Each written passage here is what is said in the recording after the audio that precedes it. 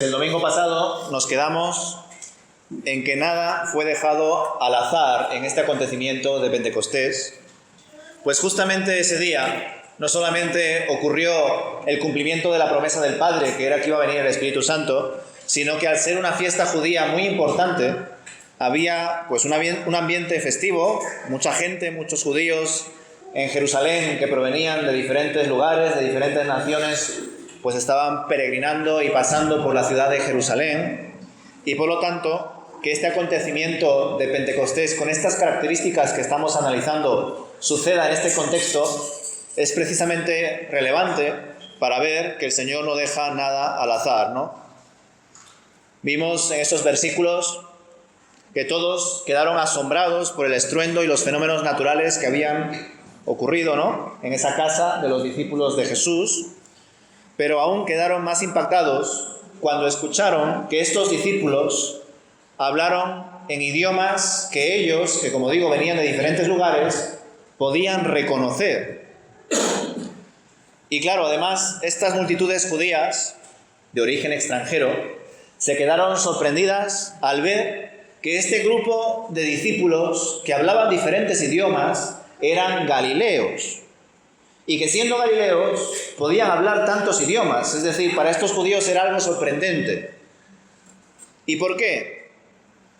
Pues porque para la mayoría de los judíos, los galileos eran personas incultas, personas que hablaban torpemente, como quizá pues hoy en día en algunos lugares pues pensamos, ¿no? Gente, pues ya sabéis, no voy a decir a ningún lugar en particular por no ofender a nadie, ¿no? Pero ya sabéis que a veces, no solamente en España, sino en otros países, pues siempre pensamos que en ciertos rincones del mundo hay gente que habla de una manera más vasta, más tosca, más, pues que no saben muy bien expresarse, ¿no? Y por eso mismo ellos estaban sorprendidos de que los galileos, quienes tenían una reputación de ser gente inculta, que hablaban con torpeza, incluso muchas veces sin vocalizar ni pronunciar correctamente las palabras, pudiesen hablar las maravillas de Dios en idiomas que ellos podían entender, que correspondían a sus lenguas maternas. Claro, ¿cómo podían entonces hablar estos así? Es decir, ellos ya se daban cuenta de que allí estaba pasando algo extraordinario. Aunque también vimos en esta primera porción del capítulo 2 que algunos, por darle un poco de sátira al asunto, ¿no?, por darle una manera absurda de explicarlo, dijeron, pues están llenos de vino, ¿no? Es decir, están borrachos. Pero claro, ¿cómo es posible que estos galileos hablasen tan bien, hablasen idiomas que no conocían y que los otros lo reconocían, que además lo que ellos decían eran las maravillas de Dios y que además lo hiciesen en la mañana temprano, ¿no? De hecho, precisamente eso será lo que veremos después, ¿no? Uno de los argumentos que el propio Pedro en su sermón utiliza, ¿no? No están llenos de vino porque estamos en la mañana, ¿vale?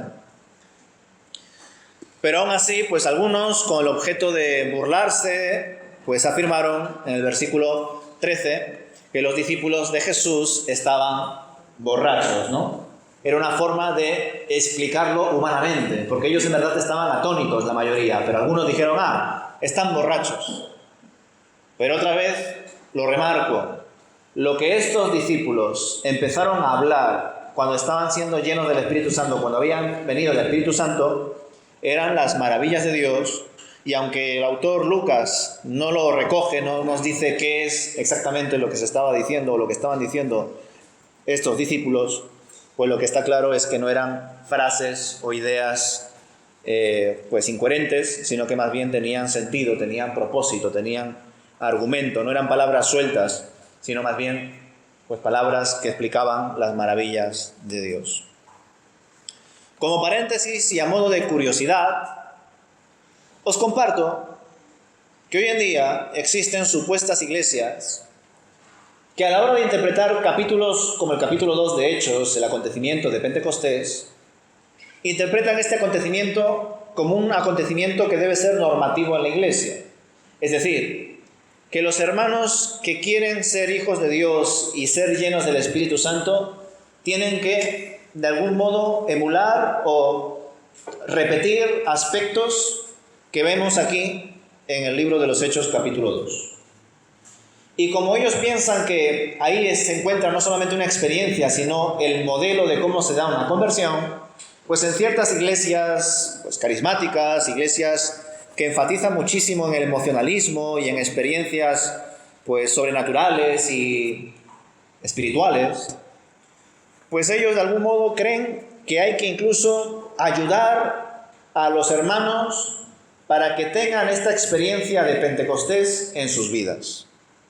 Es decir, en estas congregaciones se impulsa a los hermanos que asisten a vivir experiencias que algunos denominan embriaguez o borrachera espiritual, que no sé si lo habéis escuchado, pero en estas iglesias se habla al respecto y se da a entender que es como una embriaguez o borrachera espiritual.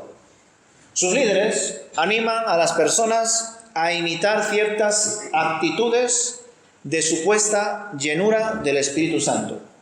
Y para que los cuerpos se vayan adaptando a esas experiencias carismáticas, estos líderes piden a las masas que caminen tambaleando, que balbuceen palabras sin sentidos, para de esa manera como que soltar la lengua y empezar a hablar en lenguas, y de esa manera pues tirarse al suelo y otras prácticas similares que según ellos ayudan a que el Espíritu Santo venga sobre ellos y sean llenos del Espíritu Santo y tengan esta experiencia de Pentecostés.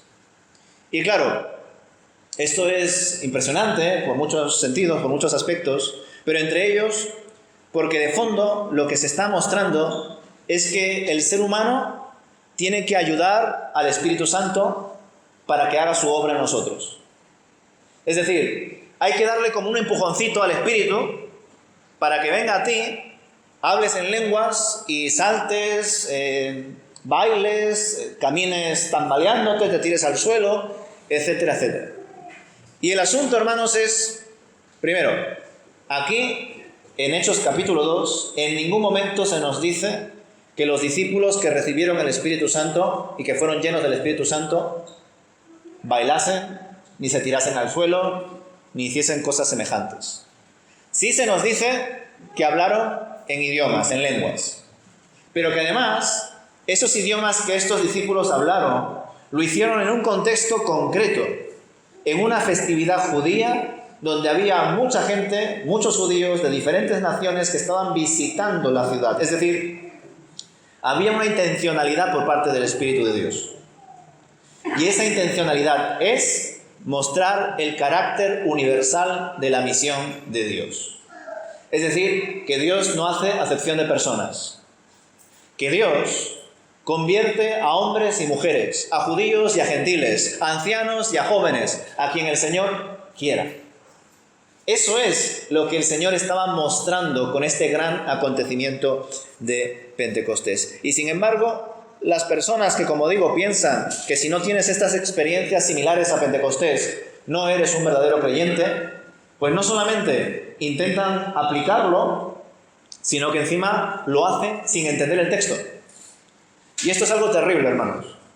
Para nosotros entender correctamente un texto, primero debemos de leerlo, estudiarlo, meditarlo, en oración pedirle al Señor que nos guíe para interpretar correctamente su palabra, hacer una exégesis, es decir, un estudio más minucioso para extraer el significado del texto y no añadir nosotros ideas que tengamos preconcebidas, y luego interpretar el texto. Entonces, cuando ya hemos hecho ese estudio de extraer las enseñanzas de la palabra e interpretarlas correctamente, ahí es cuando hacemos el tercer paso, que es aplicarlo.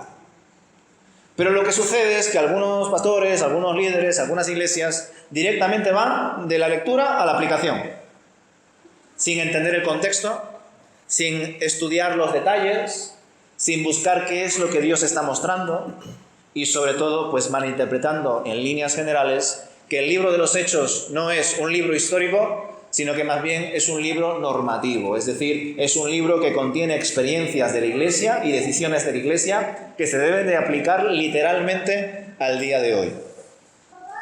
Y eso pues no tiene ningún sentido, ¿vale?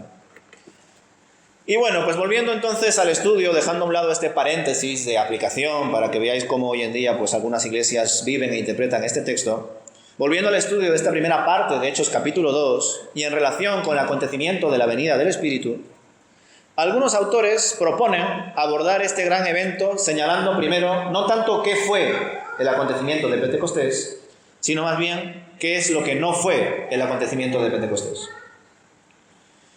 No fue el resultado de la embriaguez, no fue un mero milagro de audición y no fue un caso de expresión incoherente.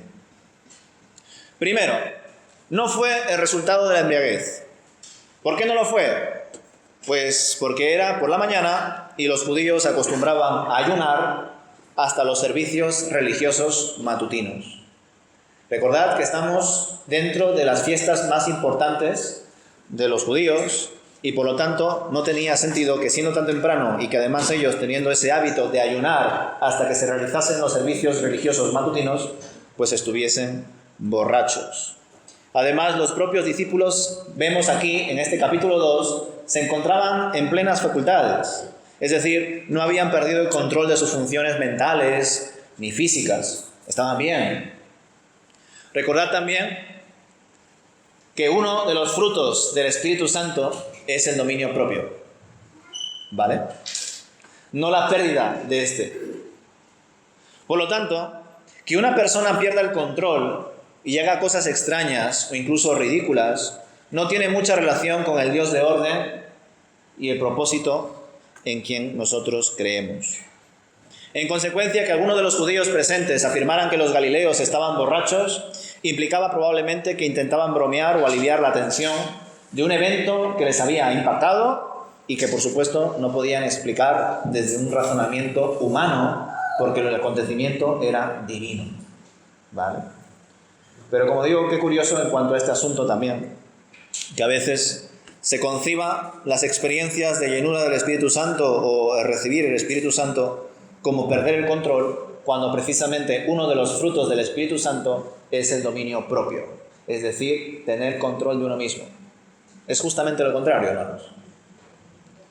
2. Este fenómeno no fue un mero milagro de audición. Es decir, los judíos presentes no percibieron las lenguas de los galileos en sus mentes por imaginación o sugestión, sino que verdaderamente los galileos estaban hablando idiomas que ellos no conocían de antes. Pero todo lo que ellos decían tenía sentido, se comprendía y tenía un propósito: compartir las maravillas de Dios. No empezaron a decir palabras sin sentido e inconexas o palabras que no podían ser interpretadas. Las palabras que los galileos dijeron eran acerca de las maravillas de Dios y los que estaban allí, cada uno lo interpretaron según el idioma que tenía de sus manos. ¿Vale? Claro, aún así, ciertamente, algo de armonía el Señor tuvo que realizar en este momento, porque ya os dije al principio que por un lado hay ciertos teólogos que consideran que en este acontecimiento de Pentecostés solamente estuvieron los 12. Entre otras cosas porque se nos dice que estaban en la casa y sentados. Otros piensan que eran los 120 los que en este momento experimentaron el acontecimiento de Pentecostés. Pero claro, en una casa generalmente humilde en Jerusalén, ¿en qué casa cabría 120 personas sentadas? Sería muy complicado. Pero independientemente de que sean 120 o 12, vosotros podríais entender a 12 personas aquí hablando idiomas diferentes y vosotros solamente escuchando al que habla el idioma de vuestro país. Si es que, claro, vuestro país, por ejemplo, no es el castellano, sino el francés, o el inglés u otro idioma. Sería difícil, ¿verdad? Es decir, pensad que ahora mismo hay 12 personas aquí hablando pues chino, japonés, inglés, francés, etc. Y que aquí hay personas que saben esos idiomas. ¿Podríais interpretarlo, escucharlo correctamente en medio de tantas voces? Desde luego, con 120 personas yo lo veo todavía más complicado. Pero sí pienso que aunque esto no fue un milagro de audición, es decir, que verdaderamente los discípulos hablaron, Sí creo que el Espíritu ayudó a que los receptores, los que escuchaban, los judíos que estaban de paso por Jerusalén peregrinando, escuchasen cada uno nítidamente a cada hombre que estaba hablando en su idioma materno. Porque si no sería complicado. Es decir, algo tuvo que hacer el Señor más allá de darle esos idiomas por medio del Espíritu Santo a esas personas para que en ese acontecimiento haya comprensión y no caos. Y precisamente este asunto lo vamos a desarrollar más cuando estudiemos la primera y la segunda carta a los Corintios, porque ahí se aborda más el asunto de los dones espirituales, entre ellos el don de hablar en lenguas y también el don de interpretarlas. Pero precisamente por no adelantarme a ese estudio al cual llegaremos justo después de Hechos, porque lo considero importante que después de Hechos pasemos a la primera carta a los Corintios y la segunda, lo que os estoy planteando aquí es que no necesariamente aquí se está dando un don de lenguas o la habilidad de hablar en lenguas a los discípulos y a los judíos la habilidad de interpretarlos. ¿Por qué? Porque cuando ya abordemos el don de la interpretación en la carta a los Corintios, entenderéis que ese don se da precisamente para que alguien interprete a esa persona, porque si no hay una persona que lo interprete, el que habla en lenguas hablaría por gusto, para nada, porque nadie lo entendería. Es como si alguien de repente aquí se pone a hablar algo y nadie lo entiende. Pues muy bien, pero no hemos entendido nada. ¿Cuál ha sido el propósito de que te pongas aquí a hablar así? Pero lo que sucede es que cuando alguien también se levanta y experimenta ese don de reinterpretar la lengua, lo experimenta precisamente o lo recibe porque no tenía esa habilidad previa. Es decir, una persona que empieza a hablar en lenguas y otra persona que le entiende. ¿Por qué? Porque el primero no hablaba en esa lengua antes de hacerlo, por eso es don del Espíritu, y el otro no tenía la capacidad de interpretar esa lengua, sino que Dios se la dio y por eso también es don del Espíritu. Sin embargo, aquí lo que sucede es distinto. Los galileos hablan idiomas que ellos no sabían previamente, pero los judíos que estaban escuchando lo estaban interpretando porque ellos ya lo sabían, porque lo habían aprendido de sus madres, por eso se dice lenguas maternas. Es decir, ellos humanamente podían escuchar a otros hablar ese idioma sin necesidad de que tuviesen el Espíritu Santo y le entendían. Claro, es que ese es otro asunto que también hablaremos cuando lleguemos a los Corintios. Que una cosa son las lenguas, idiomas que podemos pensar entre nosotros, y otras cosas son las lenguas angelicales, que creo que es lo que estás apuntando. Sí. Pero esto no es lo que está pasando aquí.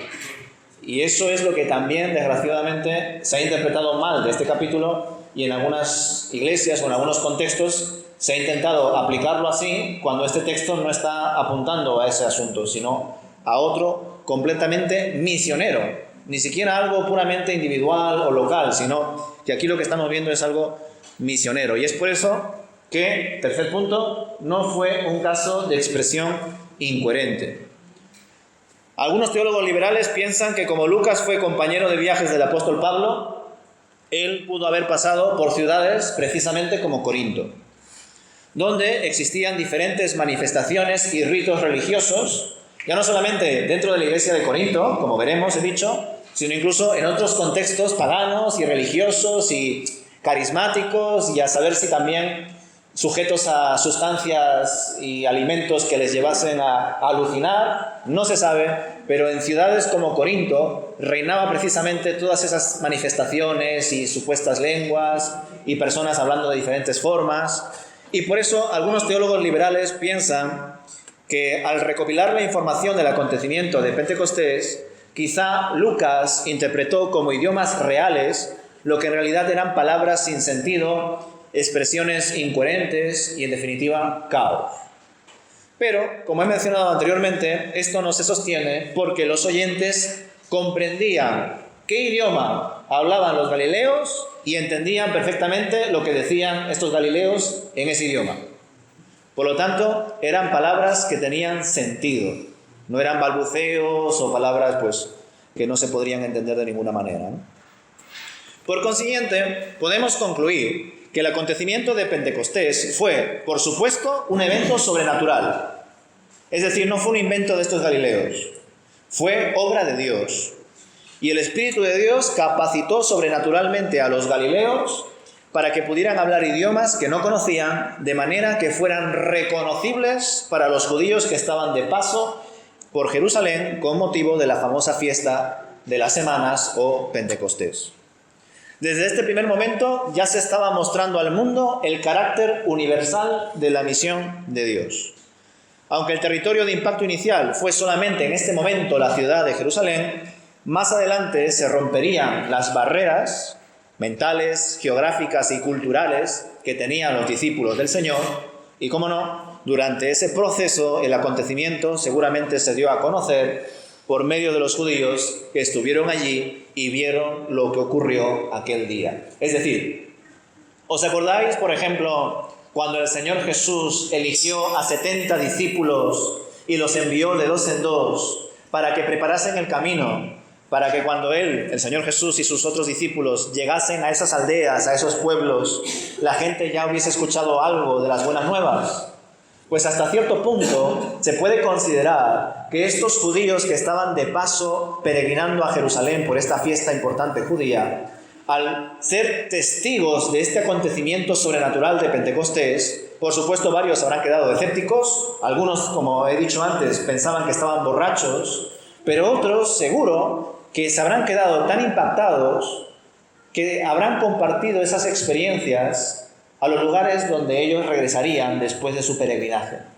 Y eso preparó el camino para que el apóstol Pablo y otros misioneros y siervos de Dios, cuando llegasen a esos lugares, predicasen la palabra y quizá ellos que estuvieron de paso ya habían hablado de este acontecimiento. Por eso es interesante entender que este acontecimiento de Pentecostés tiene un carácter universal de la misión de Dios. Por último, creo que no podría concluir el estudio de estos primeros versículos del capítulo 2 de Hechos sin mencionar lo siguiente, ya que varios eruditos han reflexionado sobre ello y seguramente muchos de vosotros habéis pensado en la relación entre el acontecimiento de la Torre de Babel y la venida del Espíritu en Pentecostés. Y es normal que lo hubieseis hecho. En Babel, la humanidad se reunió para hacerse un nombre y llegar a lo más alto. ¿Recordáis la historia? Ellos deseaban de algún modo ser como Dios. Eso es lo que sucede, entre otras cosas, en Babel. Sin embargo, en Pentecostés, los discípulos del Señor fueron llenos del Espíritu para cumplir la misión, extender su reino y vivir conforme a su justicia. Es decir, en Babel, la gente se unió para hacerse un nombre, para convertirse en una nación importante, incluso ser casi como Dios. Y sin embargo, en Pentecostés se humillaron ante el Señor, buscaron de Él en oración y esperaron para predicar un nombre que es sobre todo nombre, el nombre de nuestro Señor Jesucristo. Por otro lado, en Babel, las lenguas humanas, después de este acto de desobediencia, fueron confundidas. ¿Recordáis? El Señor, al ver cómo la gente se había unido para un fin, pues, que no tenía nada que ver con lo que Él había mostrado, porque recordad que desde Adán y Eva, ¿cuál era el objetivo? ¿Cuál era uno de los propósitos que Dios había puesto a la humanidad? Ir, sojuzgad la tierra y llenadla. Es decir, el propósito que tenía la humanidad no era juntarse y creerse una potencia mundial, una gran nación. El propósito era expandirse por todo el mundo y compartir las maravillas de Dios. En Pentecostés vemos, aquí, en Jerusalén, que las barreras del idioma fueron eliminadas para mostrar que las naciones serían reunidas en el tiempo de Dios en Cristo Jesús. Fijaos el contraste. Además, en Babel el propósito era hacerse un reino, un trono, un nombre, y sin embargo en Pentecostés la venida del Espíritu llevó a los discípulos a negarse a sí mismos y compartir y vivir el Evangelio para dar honra y dar a conocer también el nombre que es sobre todo nombre, para que sobre ese nombre se doble toda rodilla y confiese que el Señor Jesucristo es el Señor para gloria de Dios Padre. Así que fijaos, por un lado el esfuerzo humano y por otro lado la soberanía de Dios. Por un lado, hombres desobedeciendo al Señor porque debían ir por toda la tierra y simplemente se juntaron en Babel, según esta historia. Y sin embargo aquí, personas que esperaron en el Señor, fueron pacientes y se quedaron allí para que fuese el Señor el que mostrase cuál es el plan de su reino y su justicia. ¿verdad? El carácter universal de la misión de Dios.